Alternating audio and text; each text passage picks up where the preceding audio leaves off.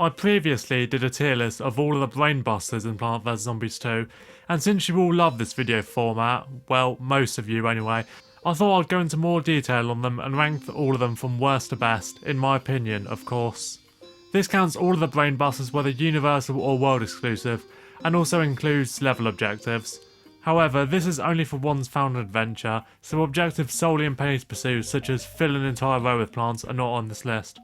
I'm also including the massive attack Gargantuar levels and Zomboss Battles because I think they're too big to ignore. And one final note, the Lost City trap tiles are not brainbuster levels, it's just a type of tile exclusive to that world. I'm Golden Ninja Vlogspot, let's begin. Coming in at dead last is Don't Lose More Than X Plants. This was a pretty easy choice for me because levels with this objective have never been fun to play. The limit of having plants disappear from the lawn takes out a ton of plants, including the overwhelming majority of instant kills and stunning plants. F in the chat for our fallen cherry comrade. This also means that if you change your mind on a certain plant placement, ha ha ha, too bad. You can't really be shoveling them up with this burden in place. Also, most levels with this objective are very harsh on the amount you lose, although at least they've been simplified in some cases, such as the third last level of Wild West. Good god, that level was hell back in the day. There are some pretty good ailments to this objectives, not that one, given mints disappear from the lawn so aren't much use.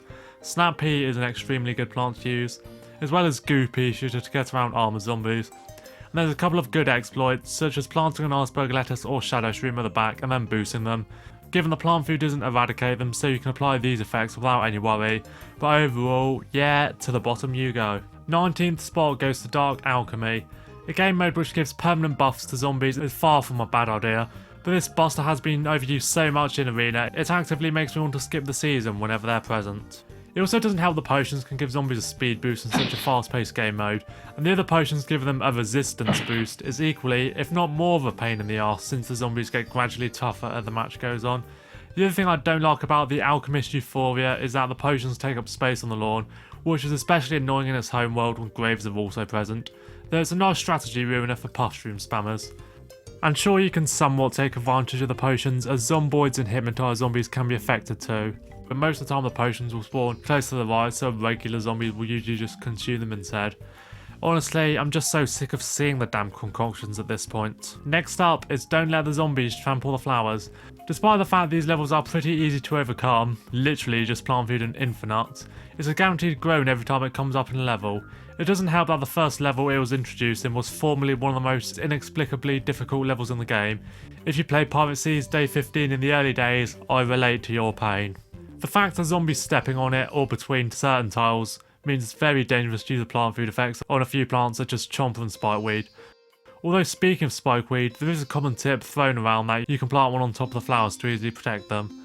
However, this only works when the flowers are located in the middle of tiles as opposed to between them, and there's only a handful of levels where this happens. Also, get this. Popcap made it so that prospectors don't self-destruct if alone at the end of levels to give them a chance to trample the flowers. What's up with that? Next spot on the list is Mommy Memory. Now, you may be wondering why I'm counting this since it's no longer in the game, except for the Chinese version, but people would complain if I omitted it from the list. You might think this is odd given I excluded another now obsolete objective in Adventure, Don't Spend Sun for X Seconds. However, I started playing after that objective was removed, so it's not on the list. My list, my rules. Anyway, Mommy Memory is a mode that existed. It's arguably the most unique brainbuster in the history of the game just by virtue of the fact there's no plants at all, just your fingers. To be honest, I never really rated these levels, and thought they had a lack of replay value despite the nice tray of having one more symbol in play for each subsequent level. Though having said that, if they came back, I'd probably play them for old time's sake. 16th position goes to Never Have More Than X Plants. While this one usually isn't too difficult due to many of the levels as such being in ancient Egypt, this objective does come with quite a bit of frustration. First of all, it limits the amount of sun producers you can use. Sure, it's nice to challenge people who think it's impossible to beat the game without sunflower spam, but it can get in the way of using expensive plants and also makes close range plants somewhat ineffective, given you can chew up your remaining spaces when using defensive plants. I don't mind these levels as much now you don't instantly fail the level for going over the limit. The game instead simply prohibits you from going over, but even that comes with an annoyance when using single use plants. Number 15 is Survive Without Planting on Dave's Mould Colonies. First of all, yes, that's how we spell mould in the UK, deal with it. As for this game mode, it basically limits the amount of planting space you have, usually with some of the back lanes taken out. F in the chat for red stinger. This also means if you don't bring a plant that attacks from behind and a zombie makes it to the mould tiles, you've basically lost. Overall, I find these levels pretty average, but I do like the more creative mould placements, especially in expansion levels, and once again it's nice they eventually prevented you from failing the objective. 14 is Special Delivery. While this mode perhaps deserves more praise for making up the majority of Pinata parties, in Adventure they're kind of meh. A lot of them are just in the game to showcase premium plants and are purposely easy to fulfill this role, which is fine, but there's rarely a motive to replay them. Also, some of them rely on RNG since the order the plants come up on the conveyor is usually random, which makes them pretty unbalanced. Regardless, it is nice encountering these levels when playing through Adventure, because it means you'll be able to take a breather due to them being pretty easy. Well, except for when they're not. 13. Spend no more than X ton. Basically the harder version of never have more than X plants. This objective entices the player to think about what they're planting, where and when, and is interesting in the fact that expensive plants are pretty much out the window. On the flip side, cheap plants that you may not use much can shine here, ironic term used with a sunspend limit, like Fume Shroom or Endurian, or of course absolutely cheese it with Puff Shroom.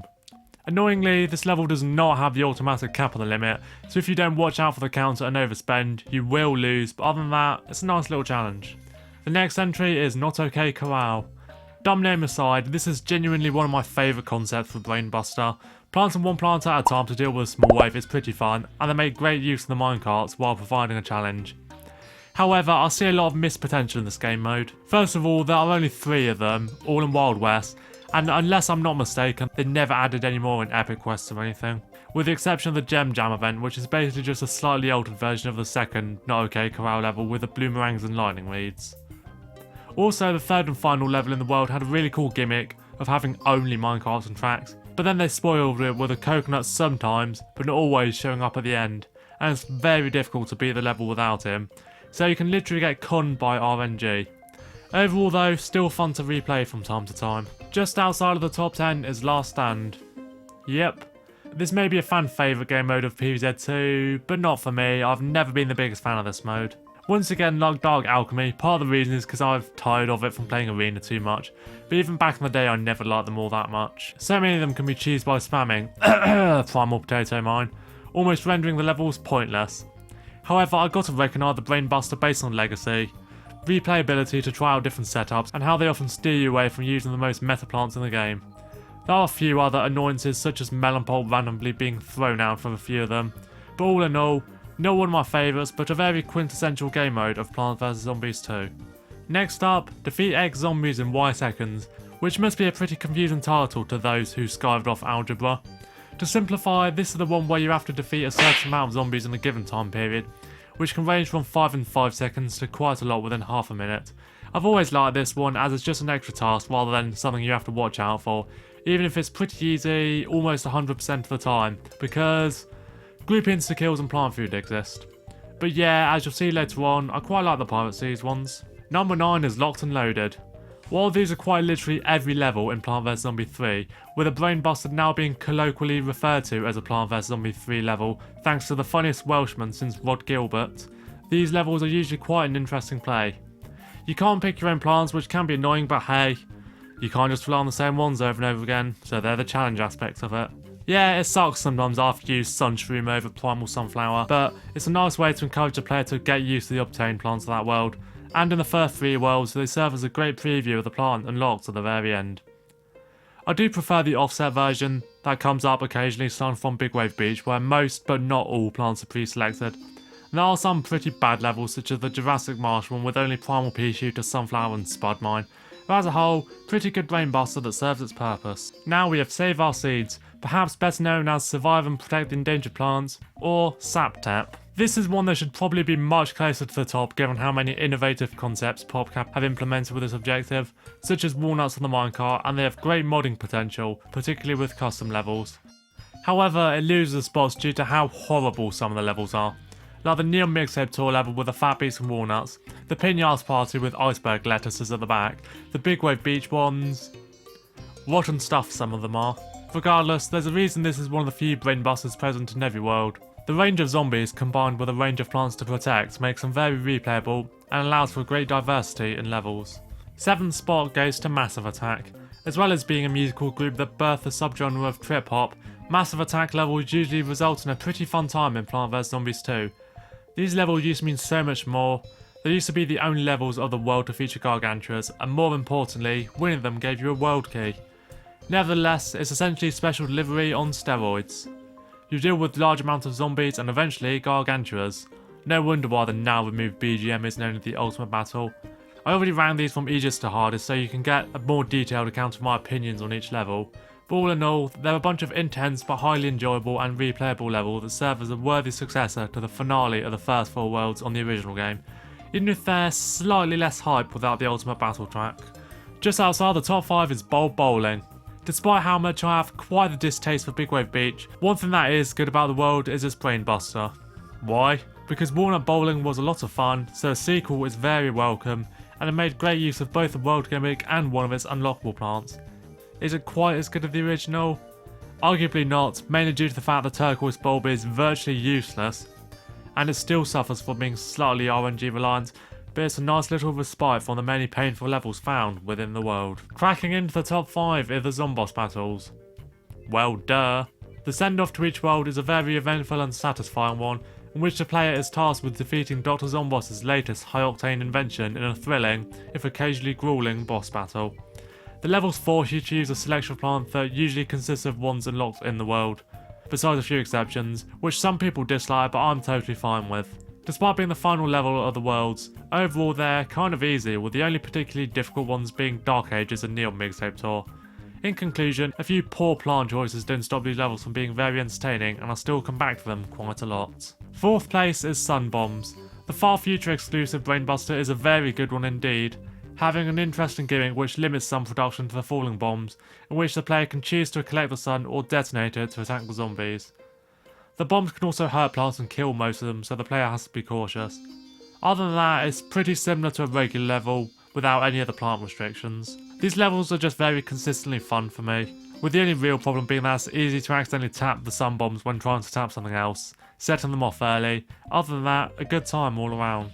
Into the top 3 is the final objective, produce at least X sun. In contrast to some other level objectives that discourage mass sun production, this one is literally dedicated to getting tons of sun. It's a great objective for when you really want to bust out some expensive plants. That is, if you don't feel like playing Arena. And I always had a great time with these in Piracies and later worlds which would feature it. Some also have a twist, such as the Far Future one where you have a plant limit, so you have to get real savvy with the power tiles to succeed. It's a massive standout for the often shunned producer, Twin Sunflower, especially when you factor in plant food. Although the levels can be exploited by just stalling one zombie over and over again at the end while you wait for the counter to hit its target. Overall, easily my favourite objective. Runner-up is Cannons Away. Once again with a Pirate Sea Central Brainbuster scoring high, this level type is a perfect way to introduce the player to manually operated plants. A coconut cannon in every lane to fire at speedy seagull zombies, trying to get the best combo possible. The levels are short, sweet and simple, and it's always fun getting a combo so good it causes the game to lag. The various messages upon getting a good combo are also very entertaining, including a reference to Crazy Dave's shop from the first game. The only hindrance to Cannons Away is that they used to give the player quite a lot of coins for winning, given the points were converted into coins, but that got replaced with a silver coin. Damn you, poop crap. That doesn't stop the levels from being a lot of fun to replay though, especially the last one in which the seagulls move at sonic speed. Topping my list is Beghouled. I've said it before and I'll say it again. This Brainbuster is the single best example of taking a great minigame from the first game and making it even better. The plant upgrade system in PvZ1 was really cool and made good use of the game's signature traits fused with the Bejeweled gameplay, but Beghouled Twists had the exact same plant selection and therefore the same upgrades to them. In this game you get 4 different levels in modern day, which is more than most world exclusive Brainbusters, as there's usually only 3. And they feature a different selection of plants, so it's always nice having the mystery element of what they're going to upgrade to, even if some of the choices are questionable. You want me to replace Bong Choy with Fat Beat? Are you having a Turkish bath? Also, there's another really cool little addition. Matching plants of 4 or more will cause the moved plant to activate its plant food effect. If there's one small complaint I have about this mode, it's the fact that replacing lost space is now cost coins instead of sun. but that doesn't take away from this mode at all, and the fact it's frequently playable in Penny's Pursuit is also a very nice touch. That's my list. What is your favourite brainbuster? Please hammer the like button, hit the subscribe button if you're new, share this video with your fellow PvZ cohorts. I've been Golden Ninja Vlogspot, thanks for watching.